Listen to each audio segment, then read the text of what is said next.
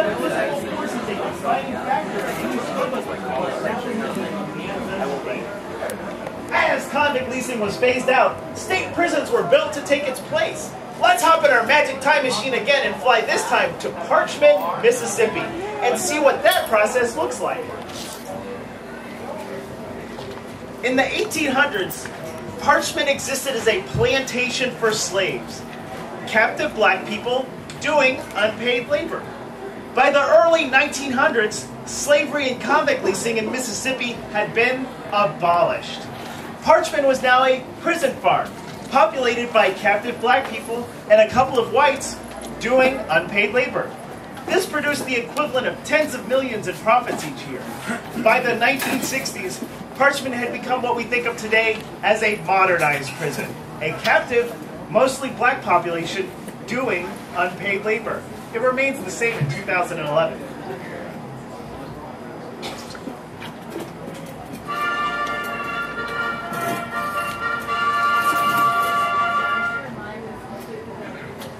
The golden age of political prisoners! Woo! Prisons weren't just used by the capitalist class to squeeze free labor out of people of color and poor whites. They were also used as a tool of social control. How did they do that? Well, Donnie, over the last few centuries, the ruling class has heaped abuses upon the exploited to make tremendous gains for itself. Every now and then, folks get it in their minds to stop taking this and encourage others to rise up and fight for a better life.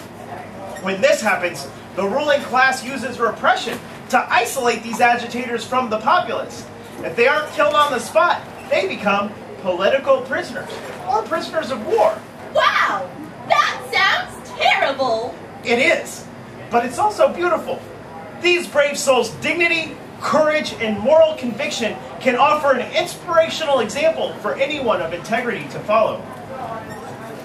For speaking out against the draft, Eugene Debs was convicted of violating the Espionage Act and sentenced to 10 years in prison, during which he famously said to the judge, "While there is a lower class, I am in it. And while there is a criminal element, I am of it. And while there is a soul in prison, I am not free. I could have been in Congress long ago. I have preferred to go to prison." In 1920, Debs ran for president for his fourth time from prison and received nearly 1 million votes. Hell yeah! Over 6% of the total. Marcus Garvey was a black nationalist leader with several million followers. He advocated a return to Africa, while in the meantime he set up an alternative economy for black people. He helped start several black-owned businesses, including grocery stores and a cruise line. In 1923, Garvey was framed on charges of mail fraud and sentenced to 5 years, then deported to Jamaica. Obviously, the popularity of such ideas as anarchism, socialism, and black liberation scared the ruling class, and so they rounded up and deported thousands of immigrants they suspected of radical politics. One single midnight raid in New York rounded up over 700 people. What about their civil rights? With Russia as the convenient boogeyman, America continued using prisons and police to repress various social movements throughout the 1920s, 30s, and 40s. Capitalists were busy stopping labor and anti-war organizing. Then in the 50s, 60s, and 70s, prisons were essential in crushing the black, brown, and red liberation movements. Mr. Rios, this is really depressing. Isn't there any good news?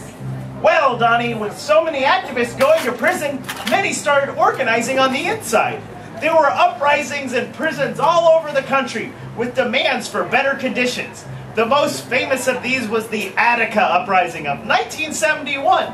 Oh yeah! Attica was televised all over America and ended in a massacre with guards killing 39 people, including 10 other guards that were being held as hostages.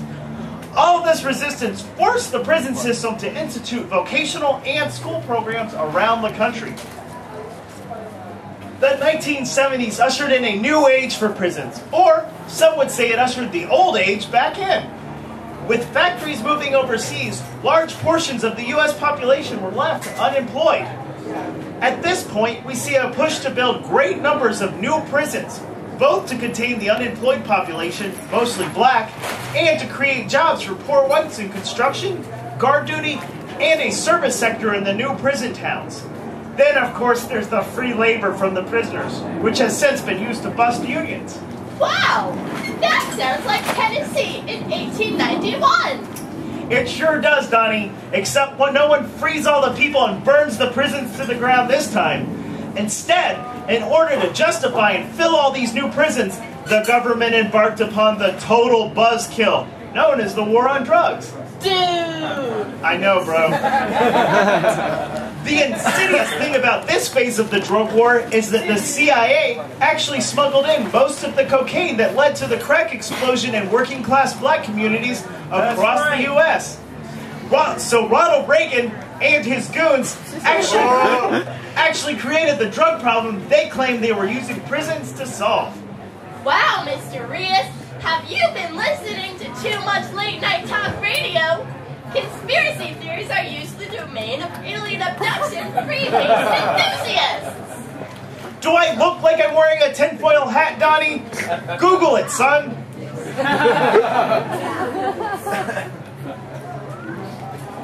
Present fact. Women represent the fastest rising prison population. Since 1980, the number of women imprisoned in the U.S. has risen almost 400%. The racial disparity for women is also stark. Black women are 3.5 times as likely to go to prison than white women are.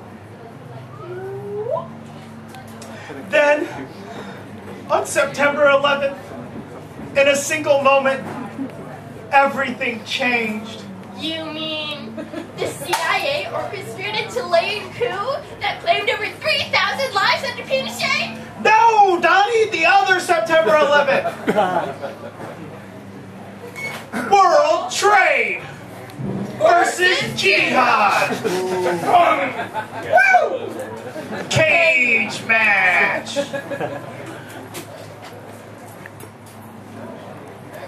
Capitalist win. Capitalist win.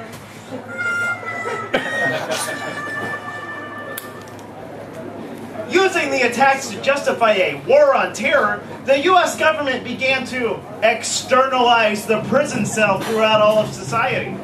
Mr. Rios, what does externalize the prison cell mean? Well, Donnie, it's basically jargon, but I'll try and explain it to you. Prisoners may have their cells searched at any time. Their every move can be monitored, and the threat of force is constantly present if they don't comply with the demands of their captors. With the rise of warrantless wiretaps, the recent nullification of the Fourth Amendment, security camera... That was